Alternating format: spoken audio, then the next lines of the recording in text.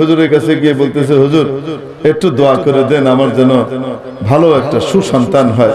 5 বছর পরে গিয়ে বলে, হুজুর ছেলে তো হলো না, একটু দোয়া করেন।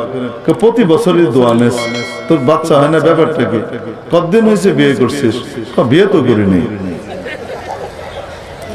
তো মিথ্যা এরকম আশা, সন্তান হবে পদক্ষেপ না নিয়ে কি করে? আশা করে বসে আছে। এই আশা কি বাস্তব না ফালতু? ঠিক তেমনি ভাবে নবীজি বলেন, দুনিয়াতে আসার পরে কাজ করে না, কিছু না, নিজের মন যা চায় তাই করে, আল্লাহর ইচ্ছে অনুযায়ী কাজ করে জান্নাতের বাড়ি নির্মাণ করে না, আর মিথ্যা আশা করে বসে আছে। এটা একটা অথর্ব ফালতু আজেজ। বুদ্ধিমান কোন ব্যক্তি?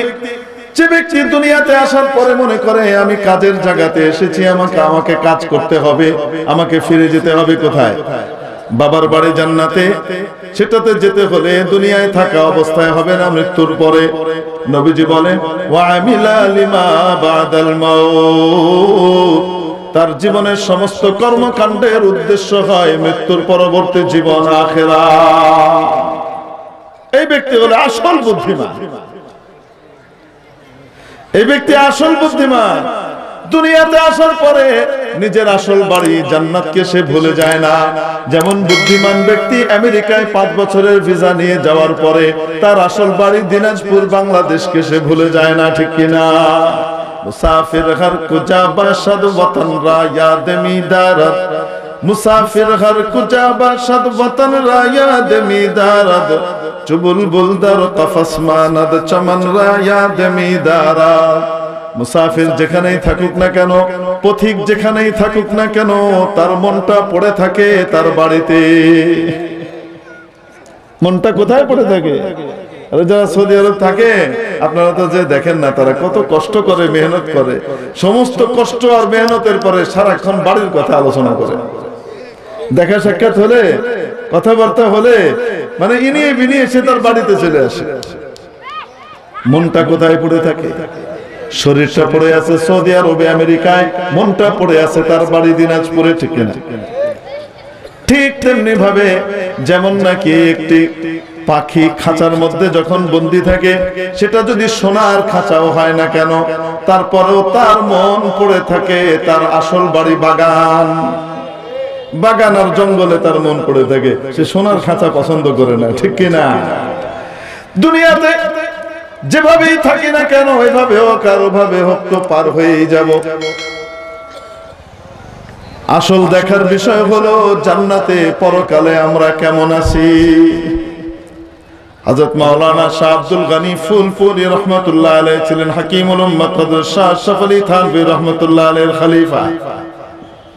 ওনার মুতাবান্না পালক পুত্র ছিলেন হাকিম মোহাম্মদ আখতার সাহেব রহমাতুল্লাহ আলাইহি। হযরত শাহ আব্দুল গনি রহমাতুল্লাহ আলাইহি মুতাবান্না না সৎ ছেলে বলা যায়। হযরত আব্দুল গনি রহমাতুল্লাহ আলাইহির শের একটি কথা হাকিম আখতার সাহেব রহমাতুল্লাহ আলাইহি শোনাতেন, यहाँ हम ऐसे रहे या वैसे रहे, वहां देखना हम कैसे रहे। এখানে আমরা কেমন আছি? দিনদার পরহেজগার মানুষরা, আলেম ওলামা এবং দিনদার মানুষদেরকে দেখা যায় দুনিয়াতে তেমন টাকা পয়সা সাধারণত হয় না, পাত্তা দেয় না, কেমন দাম টাম দিতে চায় না। কিন্তু এটাই আসল জীবন নয়। দিনদার মানুষ মনে সান্ত্বনা নিয়ে রাখো। তুমি হয়তো 2 নম্বরই করো নাই, সরকারি চাকরিতে ঘুষ খাও নাই, তোমার আরেক কলিগ ঘুষ খেয়ে 2 নম্বরই করে আঙ্গুল ফুলে কলা গাছ না, আঙ্গুল ফুলে বট গাছ হয়ে গেছে, তার কয়েকটা বাড়ি হয়ে গেছে, কয়েকটা মার্কেট হয়ে গেছে, এই হয়ে গেছে, সেই হয়ে গেছে।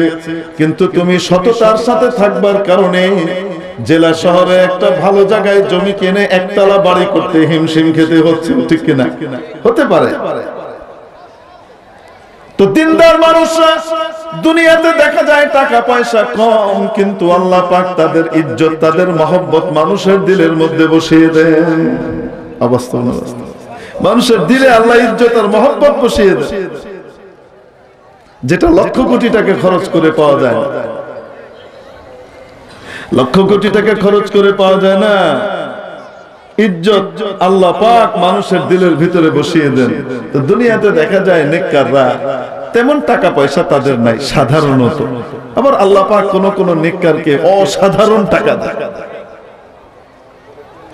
অভাবনীয় টাকা দেন। আল্লাহ যেভাবে তাদেরকে দেন তারা ওইভাবে খরচও করে। অবাস্তব না বাস্তব? আল্লাহ পছন্দ করে।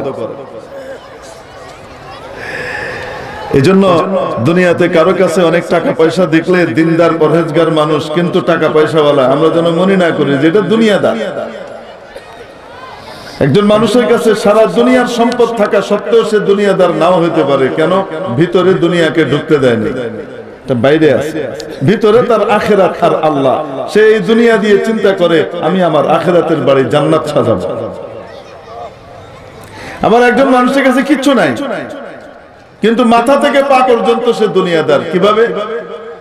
কিছুই নাই, আর সে মনের ভিতরে দুনিয়াকে ভালোবেসে দুনিয়ার সাথে পীড়িত করে বসে আছে, আখিরাতের তার কোনো খবরই নেই।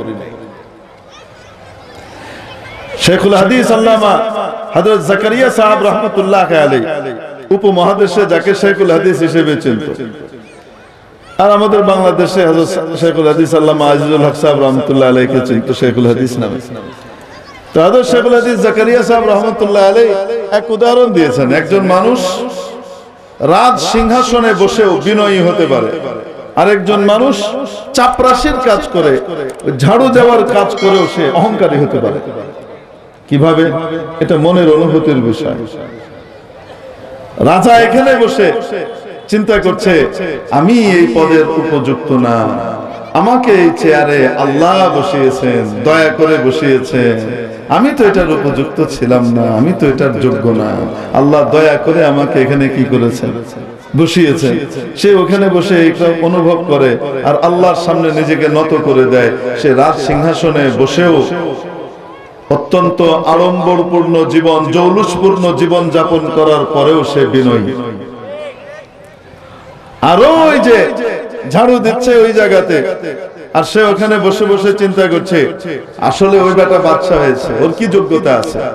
ওখানে তো বসার জায়গা আমার ছিল, আমার জায়গা ওইটা, আমি এখানে পড়ে আছি।